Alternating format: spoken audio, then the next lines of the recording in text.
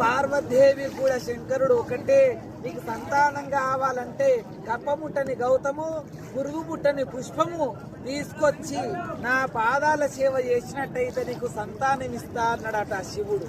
అమ్మవారికి కొన్ని యుగాలైనా కొన్ని గడియలు గడిచిన అమ్మవారికి అర్థం కాలే, ఏంటి కప్పముట్టని గౌతం ఎక్కడిది, పురుగు ముట్టని పుష్పం ఎక్కడిది, ఏ పుష్పాల మీద చూసినా పురుగులే, ఏ నీళ్ళల్లో చూసినా చేపలు తాంబేళ్ళు ఉంటాయి, మరి ఎట్లా అని అనగా ఈ టెంకాయ లోపల్ని ఒక జంగమయ్య ఏషధారణముల శంకరుడు వచ్చి మరి పార్వదేవి చెప్తారు, అమ్మా నీ భర్త పెట్టిన పరీక్ష అది మామూలు దగ్గర నీకు అర్థం అయితలేదు, కొబ్బరికాయ లోపలున్న నీరును గాలి కూడా ఎంగిలి చెయ్యలేదు, ఏ పురుగులు ఎంగిలి చెయ్యవు, ఏ కప్పలు చేపలు కూడా ఎంగిలి చెయ్యవు కదమ్మా అని చెప్పి టెంకాయ లోపల ఉన్న పువ్వు పవిత్రమైనది, టెంకాయ లోపల ఉన్న నీరు పవిత్రమైన గంగ అని చెప్పేసి పురుగు ముట్టని పుష్పము కప్ప ముట్టని గౌతముతోనే ఈ పూజ కార్యక్రమం ఆనాడు శంకరుని పాదాలు కడిగిందట.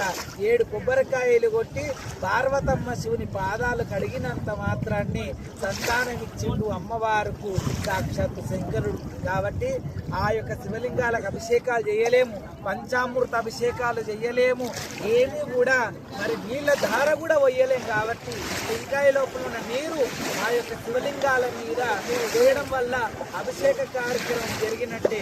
హర హర మహాదేవ్.